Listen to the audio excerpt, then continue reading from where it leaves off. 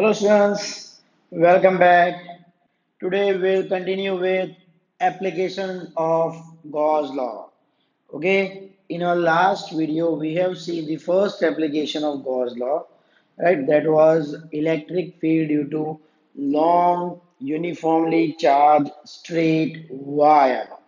Okay, today we'll see the other application. Okay, so the first one is the first application is electric field due to infinite size uniform plane, uniformly charged plane. Okay, so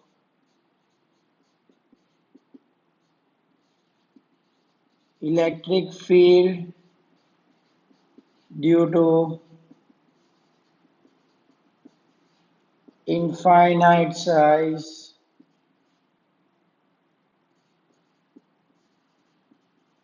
uniformly charged plane. Okay, so we'll find out the electric field due to infinite size uniformly charged plane. So for that, what we need to do, we should take an infinite size plane. So let's take a very large plane.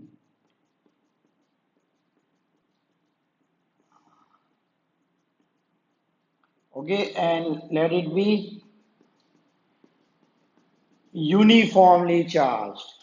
Okay, let the surface charge density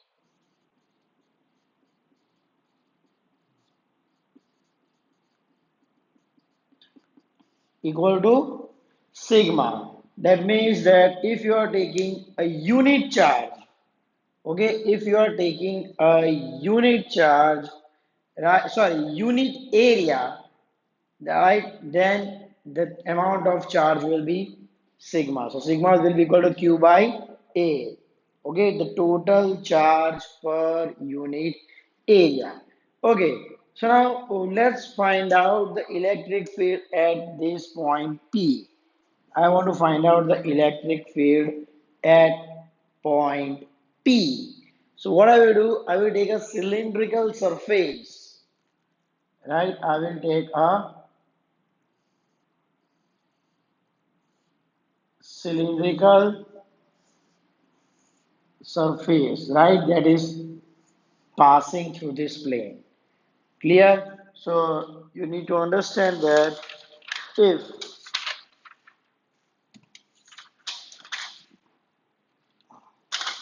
if I am taking this as a plane, okay, then the cylinder is passing through this surface in this way.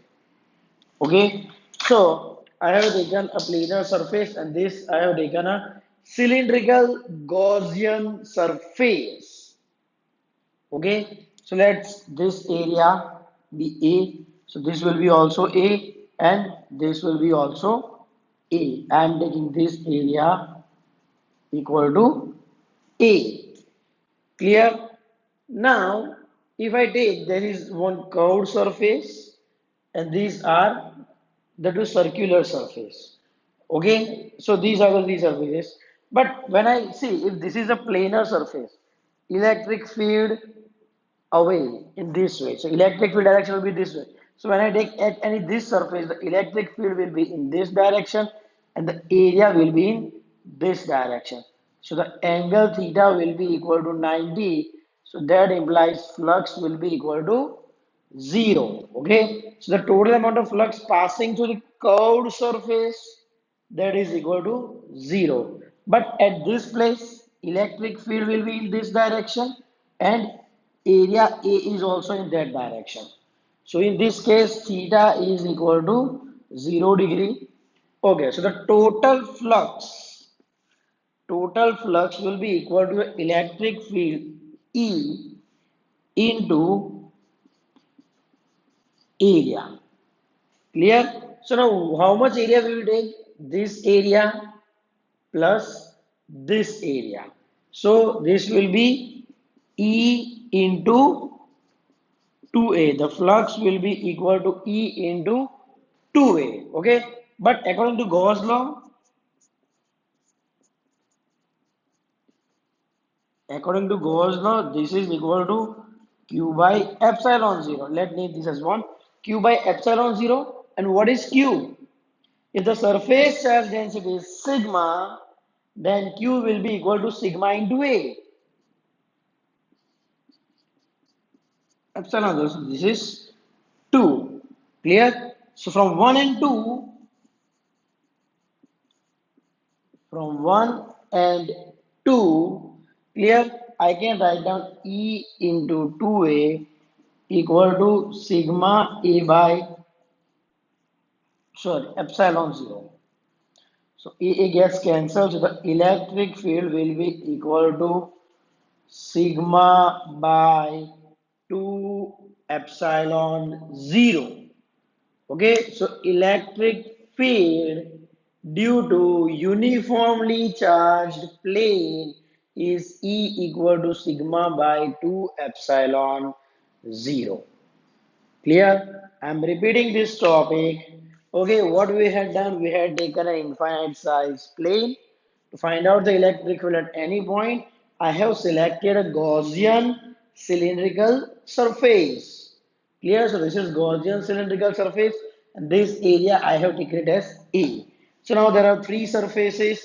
If I take this as a cylinder, one this surface, one this surface, and another the curved surface. So when I take the curved surface, the angle between the area vector, okay, at this the area vector is in this direction, at this it is in this direction, the bottom it's in this direction, and electric field is in this direction, right? On this side it is in this direction, on this side it is in this direction. So everywhere on the curved surface, the angle between the area and electric field is zero. Sorry, 90 degree. Right? So the flux will be equal to 0 because EA cos 90 is 0. But on these two surfaces, right? The electric field and the area vector both are having same direction. So theta is equal to 0 degree. So electric field will be EA cos 0 and the value of cos 0 is 1. So it's E into the total area. One this area, another this area. So E into 2A. Okay. So this is total. The total flux through this EA, flux through this EA, this 0. So E into 2A. Okay. But according to Gauss law, we had studied earlier that flux is equal to Q by epsilon 0. Right? And we had taken that the surface charge density as sigma. So Q is equal to sigma A, right? So comparing these two equations, finally we get E is equal to sigma by 2 epsilon 0. Okay, so this is the second application of Gauss law. Clear? So just go through this topic.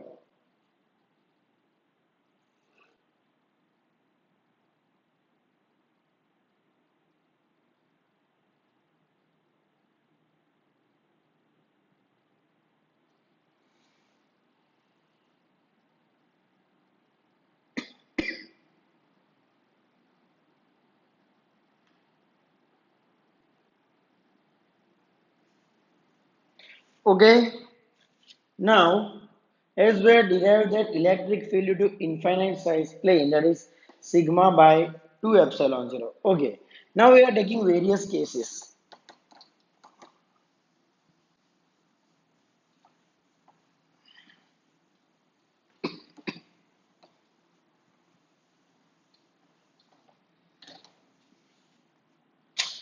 Okay, now see,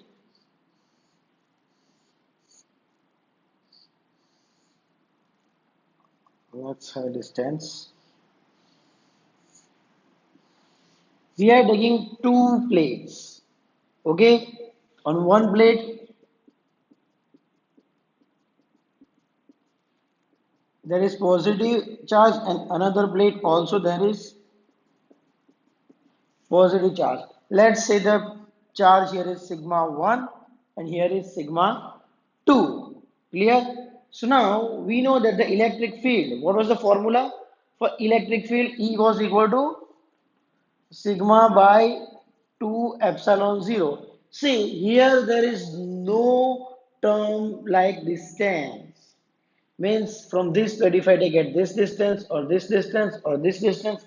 wherever it will be always sigma by 2 epsilon 0, right? Wherever I take it, it will be always sigma by 2 epsilon 0. So if there is an infinite size plane which is uniformly charged, okay, at whatever distance you go, the electric field will be equal to sigma by 2 epsilon 0. Okay, now electric field line, due to this, it will be away, okay, and due to this, again away. Clear? In this case, due to this, away from, and due to this, away, right? For this plate, it is in this direction, and for this plate, it is in that direction.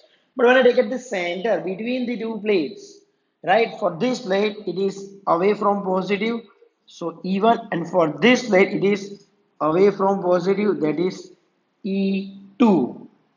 Clear? Now, what is electric field? E1 sigma 1 by 2 epsilon 0, E2 sigma 2 by 2 epsilon 0. So, in this case, the total electric field will be equal to sigma 1 by 2 epsilon 0 plus sigma 2. Both are in same direction.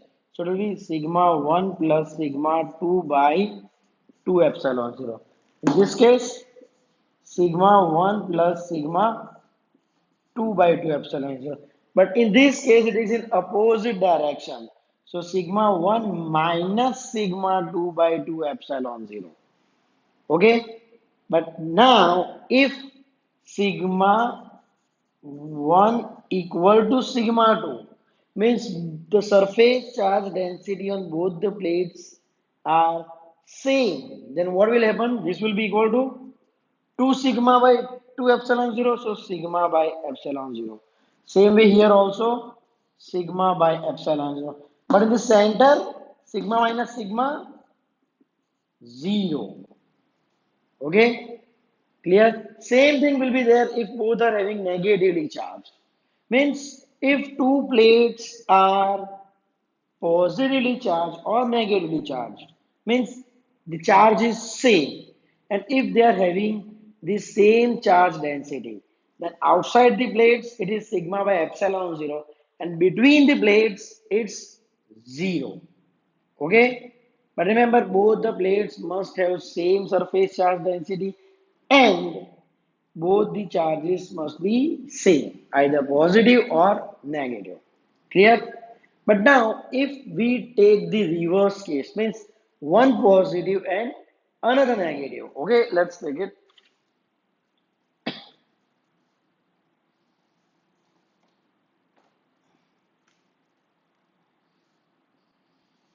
Now, if this was negative charge,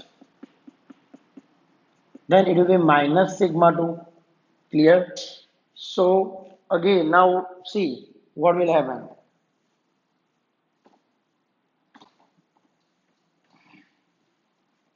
Electric field due to 1 will be sigma 1 by 2 epsilon 0, and due to 2 will be minus sigma 2 by epsilon 0. Now, electric field due to plate 1 away from positive E1, and due to plate 2 towards negative charge E2. In this case, E1 due to this plate away, and due to this plate towards. Clear? And in center, due to positive away, and due to negative towards, right? So here E1 minus E2. So the electric field in this case will be sigma 1 minus sigma 2 upon epsilon 0. Clear? In this case, sigma 1 plus sigma 2 by epsilon 0.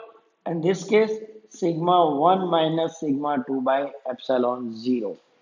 Clear? Okay, so here we are only taking magnitude and adding it. The direction is same. Here minus sign is there. That means the direction is opposite. So magnitude wise, if I take this, E1 is sigma 1, E2 is sigma 2 by epsilon 0. Now we are adding direction wise. This is opposite direction, so I subtracted it.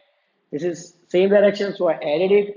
And opposite direction, so I subtracted it. So now here if sigma 1 is equal to sigma 2, but one is positive, another is negative. This is a capacitor. Okay, you will learn this in chapter number 2. So now see, if both are same, then here the electric field will be equal to 0. Here it will be sigma plus sigma, two, sorry, my mistake. Okay, sigma plus sigma, 2 epsilon 0. So 2 sigma by 2 epsilon 0, sigma by epsilon 0. And here 0. Clear? So if I am taking two plates, one positive charge and another negative charge, and both are having same surface charge density, but one is positive, other is negative, then the electric field outside the plates will be equal to 0, and inside the plates it will be sigma by epsilon 0. Clear? So just go through this.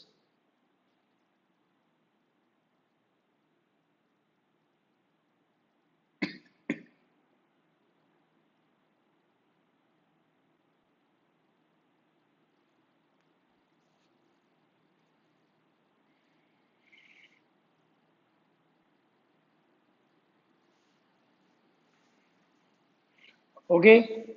So the next application,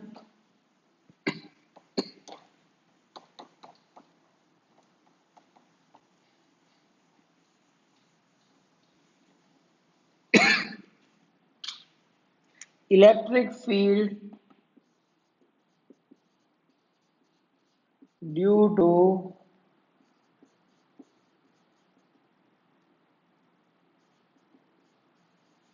spherically charged shell. Okay, so this topic is electric field due to okay, let me change uniformly charged spherical shell. Okay, now remember here it is shell, so only border. So when I take this, that means only this much part is there. Okay, this is called a shell.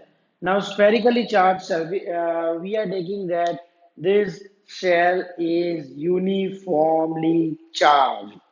Okay,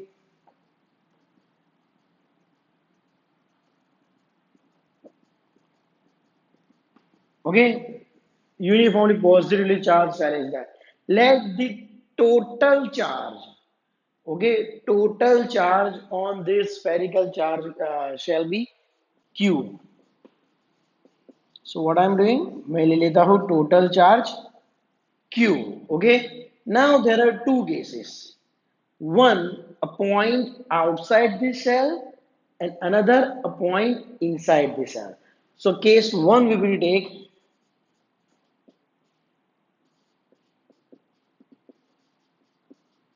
outside cell. Let's take a point P.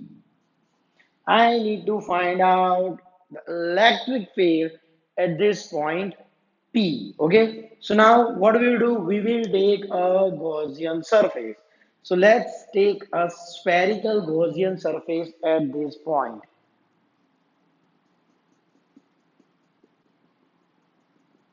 Okay, I have taken a spherical Gaussian surface such that its radius is r. Okay, so now first let's find out the flux, total flux passing through this spherical Gaussian surface. So what we will do for that, first we will select a small area. Okay, we will select a small area. The direction of electric field will be in this way, and the small area dA will be in this way. Okay, you can either take dA, that is small amount of area, or ds. Okay, sometimes in some textbook they are using ds, and in some they are using dA. So I'm using E for electric field and dA for the small amount of area. So now first let's find out the amount of flux through this area. So the amount of flux d phi through that small area will be equal to E dA cos 0. So this will be equal to E dA. Clear? So what is the total flux passing through this small area? E dA. right? So if I want to find out the total flux passing through this whole spherical surface, then it will be integration of d phi, means integration of EdA. E is constant, integration of dA. So integration of dA, the total surface area of a spherical shell, that is 4 pi r square. So that implies flux is equal to E into 4 pi r square. Let's name this equation as 1. Okay. Now, according to Gauss law, flux is equal to Q by epsilon 0. Clear? Flux is equal to Q by epsilon 0. So if I compare 1 and 2, from 1 and 2, E into 4 pi r square equal to Q by epsilon 0. So E is equal to Q upon 4 pi r square epsilon 0. Right? But what is 1 upon 4 pi epsilon 0? Or I can also write down in this way.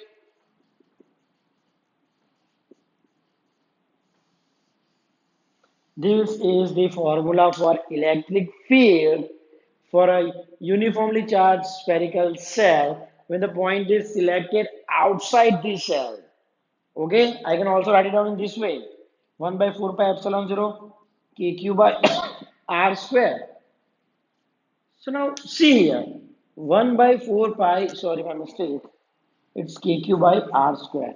1 equal to 1 by 4 pi epsilon 0 q by r square.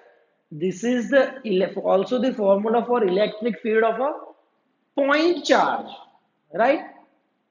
Right? So we can consider that when we are taking a point outside the spherical shell, all the charges on the surface of spherical shell are considered to be accumulated at center. Okay, means we can assume that the whole charge, we can consider it as a center, and the distance is calculated from center to that point. Okay, so this was about the case 1. When the point is outside the cell, it is kq by r square, or 1 by 4 pi epsilon 0 q by r square. Now case 2, inside cell. So let's select a point P here, P dash. So now I will need to select a Gaussian surface,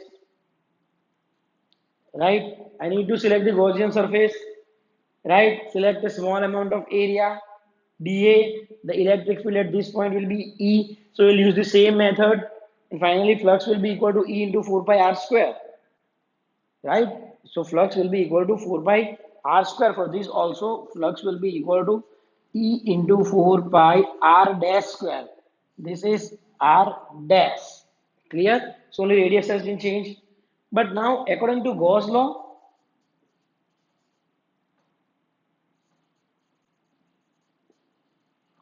flux is equal to 0 because it's q by epsilon 0. And what was q in that formula? The total charge enclosed inside the surface. Now, inside this surface, there is no charge. So it is equal to 0. Clear? So E into 4 pi r square equal to 0 implies electric field equal to 0. Okay? So if you are taking a point inside the spherical shell, then the electric field is 0. And outside it is kq by r square. Okay, I'm repeating the whole topic once again. Okay, so we had to find out the electric field due to uniformly charged spherical shell. Okay, we have taken a spherical shell and distributed uniform charge over its surface. The total charge we have taken as q. Now first we are taking case 1, that is a point outside the surface, point P at a distance r from center, right? So we had selected a Gaussian spherical surface. Clear? Now select a small area element dA. Okay, now in this case, what will happen? The angle between E and dA is 0. So the small amount of flux that will be E dA cos 0, that is E dA. So this was the small amount of flux passing through this area, right? So the total flux, for total flux, integration of d phi, integration of EDA, E is constant, right? E will be constant because all the distance from center is same. So integration of dA 4 pi r square. So this was about the flux using the formula E dot A. Clear, 4 pi r square. Now using Gauss law, flux is equal to Q by epsilon 0. So comparing this both equation, we got E equal to 1 by 4 pi epsilon 0 Q by r square or KQ by r square. Okay, so for a point outside, E equal to KQ by r square. But when you are taking point inside, first there will be same flux equal to E into 4 pi r dash square. Okay, but as there is no charge enclosed inside, the Gauss, according to Gauss law, the flux will be equal to 0. So comparing these two, A into 4 pi r square equal to 0, that implies electric field equal to 0. Means if you are taking a shell, okay, and uniformly distributing a positively charge, then the electric field inside it is equal to 0, and outside kq by r square, where r is calculated from the center of the cell. Okay, so this was about electric field due to uniformly charged spherical shell. Okay, this was the third application of Gauss law. Okay, so just go through this topic.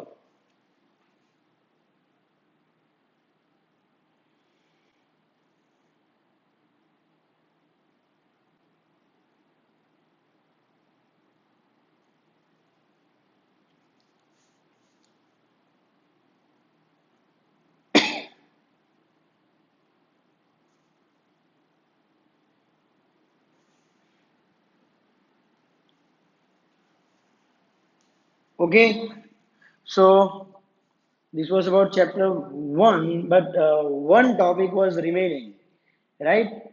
That was about electric field, sorry, dipole. When a dipole is placed in uniform electric field, torque acting on it. We had just missed one topic, so we'll just cover that topic today.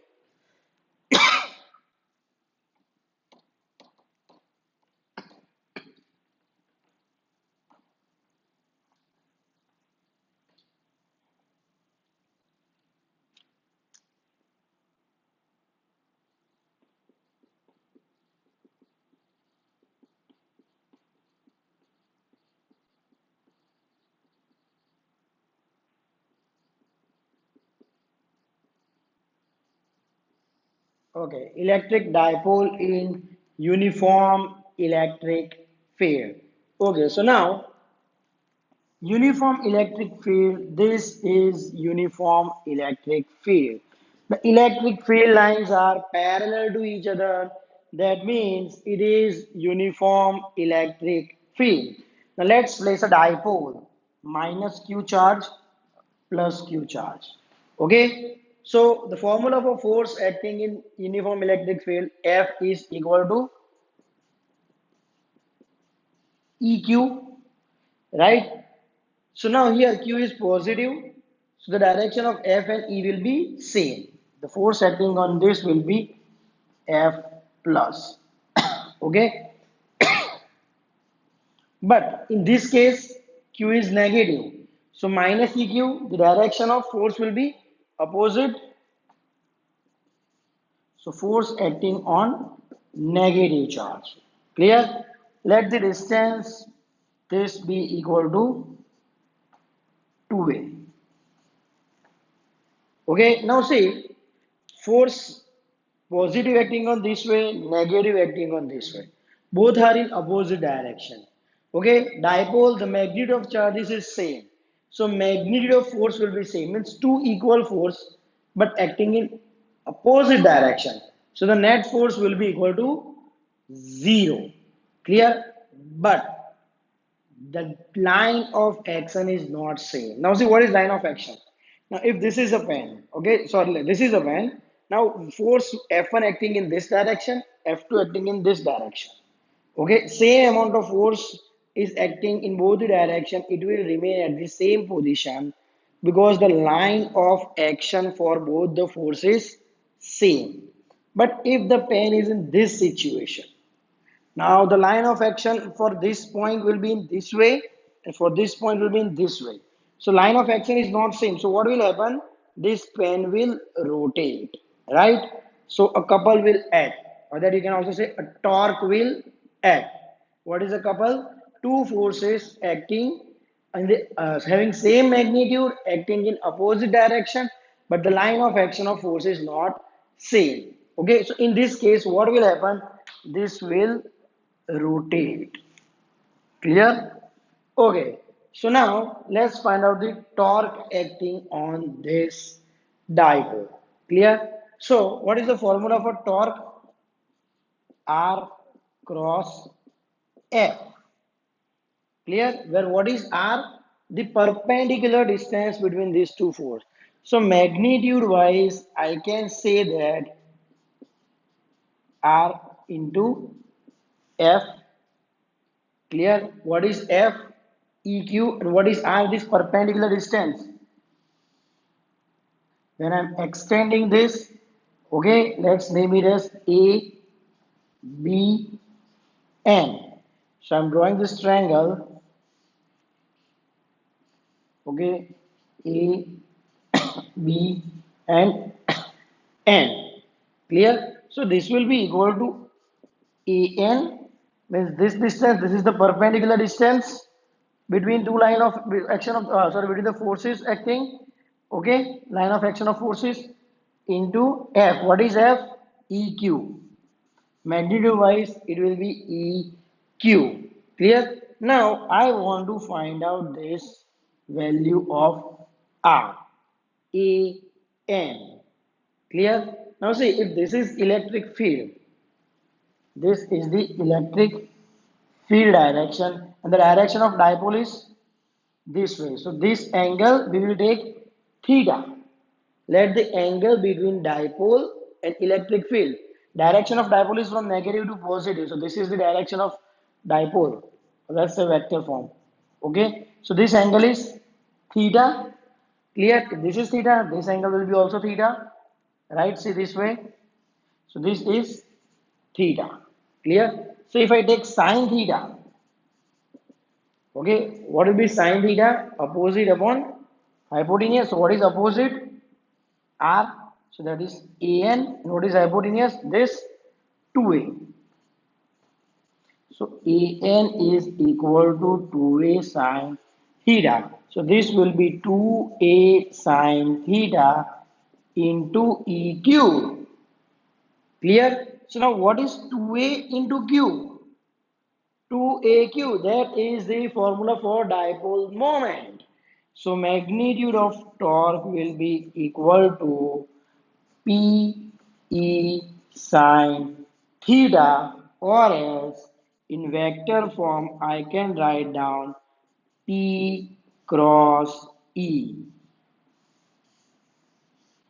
Okay, clear? So the magnitude of torque acting on a dipole when it is placed in electric field, it is P cross P cross E. So now when theta is equal to 0 degree, right? When theta is 0 degree in this way, means this is the electric field and this is the dipole. So force F1 plus acting in this way, negative in this way, right?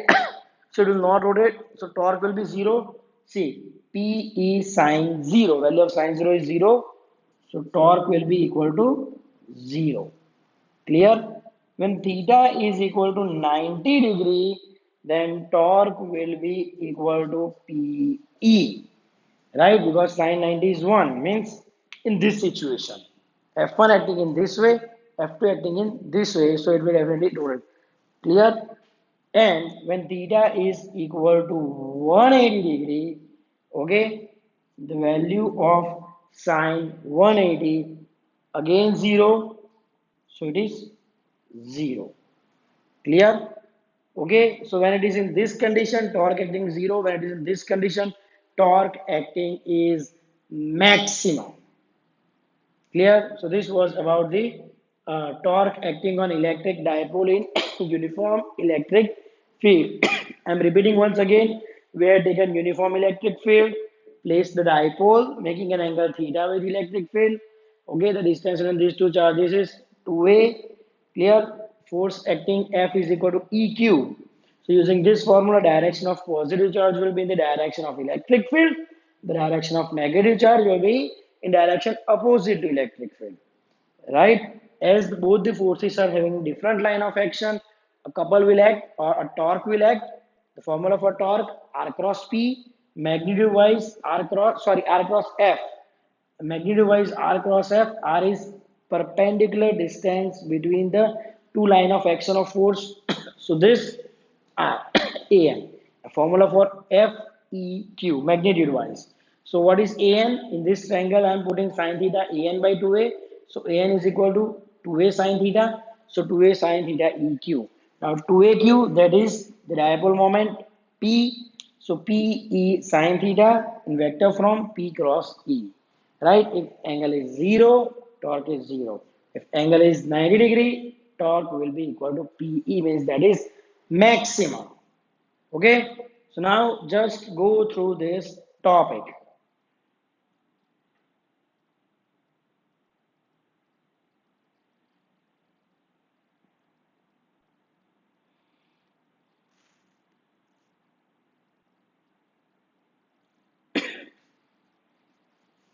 Okay, now some cases related to such type of some can be asked, like if there is a point charge. Clear? If there is a point charge, so this will be its electric field.